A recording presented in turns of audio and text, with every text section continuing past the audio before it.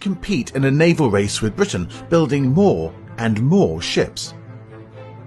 Alliances were created to check the balance of power between nations. In 1882, Germany, Austria-Hungary and Italy formed the Triple Alliance. France, Britain and Russia reacted in 1907 by creating the Triple Entente. Imperialism caused another type of competition and disagreement. The British and French empires made Germany jealous as it tried to colonize parts of Africa. Nationalism created the feeling that countries were better than others and promoted the anti-Austro-Hungarian sentiments in Serbia. 100 years ago ended a war whose intensity and scale the world had never before seen. A war that involved more than 60 million soldiers around the globe.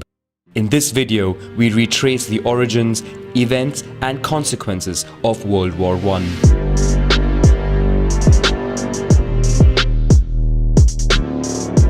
To understand the origins of World War I, we start in 1871 at the end of the Franco-German War between the French Empire and the Confederation of North Germany, allied with the German states of the South. After 6 months of fighting, France is defeated and the victors unite to form the German Empire. Alsace and Moselle are annexed to the new empire, frustrating the French side. In the following years, Germany would greatly advance its industry and economy.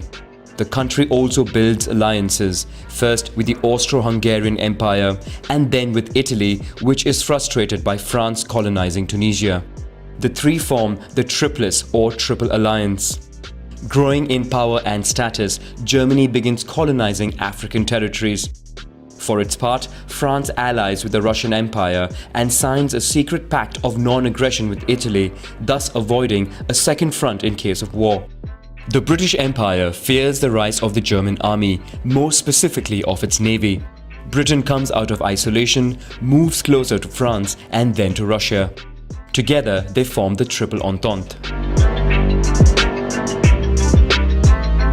In the Balkans, the Austro-Hungarian Empire annexed Bosnia and Herzegovina, much to the displeasure of neighboring Serbia, which dreamed of one day uniting the South Slav people. This project appeals to Russia, which diplomatically allies itself with Serbia.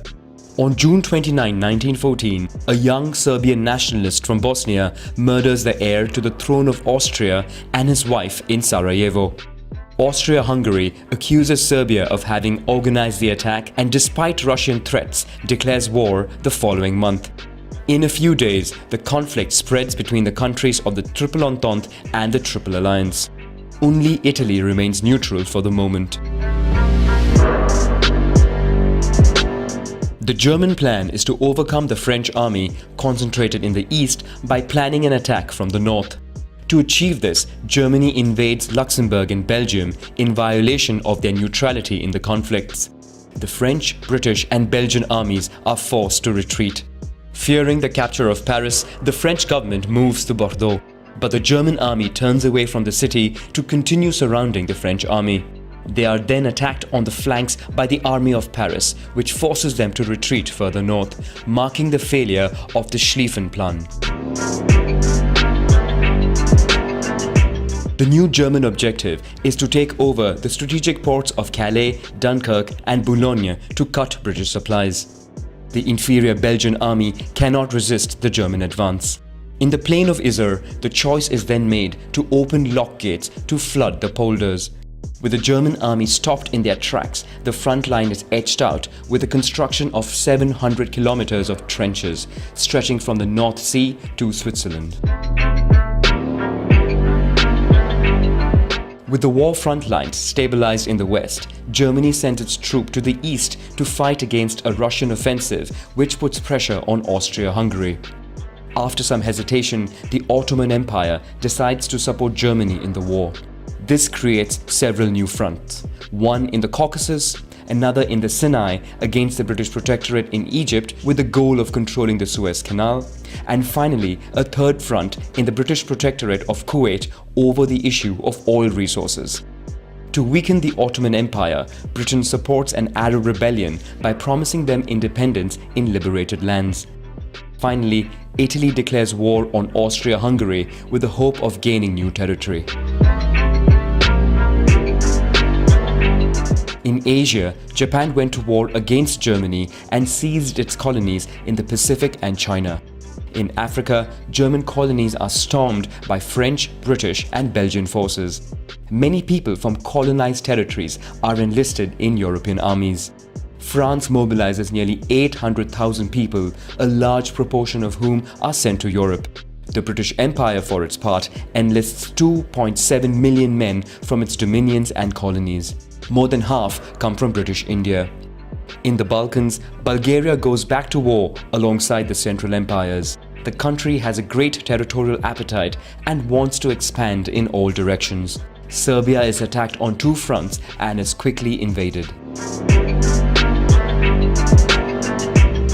In the West, Germany continues with military innovations.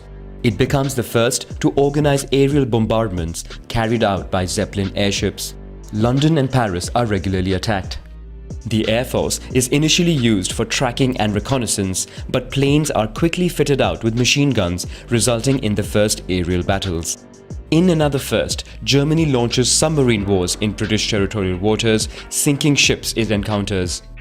Finally, in the trenches, both sides use toxic gases that cause many casualties. Despite some attempts to find breakthroughs, the front lines of war remain fixed, at great human cost.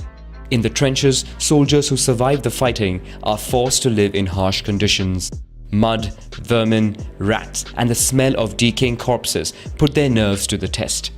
In the spring, the French side begins mutinies that would be suppressed. Germany also tires of the stalemate. The country is now focused on war on the economic front and sends its submarines to the Atlantic to sink all kinds of ships, even commercial ones, heading to the United Kingdom. Exhausted by war, Russia suffers more than 1.7 million military casualties. Morale is at its lowest point on the front lines and among the public. Then takes place a short revolution that brings down the regime of the Tsars. At the same time, the United States of America finds itself becoming a victim of the commercial blockade in the Atlantic. They decide to go to war alongside the Allies. In Russia, a second revolution allows the Bolsheviks to come to power, who immediately sign a ceasefire with the Central Empires. With the Russian front under control, Germany concentrates its troops on the west. The country succeeds in a breakthrough in the trenches and approaches Paris, which it bombards. But the German army moves too fast to the south. The French army counterattacks and disintegrates German defenses. In panic, German soldiers retreat to the north. From this moment, the Allies lead on all fronts. In Germany, mutinies and a revolutionary wave force the emperor to abdicate and allows the signing of the armistice, marking the end of the Great War that kills more than 18 million people. On June 28, 1919, a peace treaty is signed at Versailles. German representatives are not invited and the country is forced to accept all demands of the victors. Germany and its allies are held solely responsible for war damages and must pay heavy compensation. Austria-Hungary and the Ottoman empires are dismantled, making way for new countries or colonies. Germany, meanwhile, finds itself humiliated and indebted.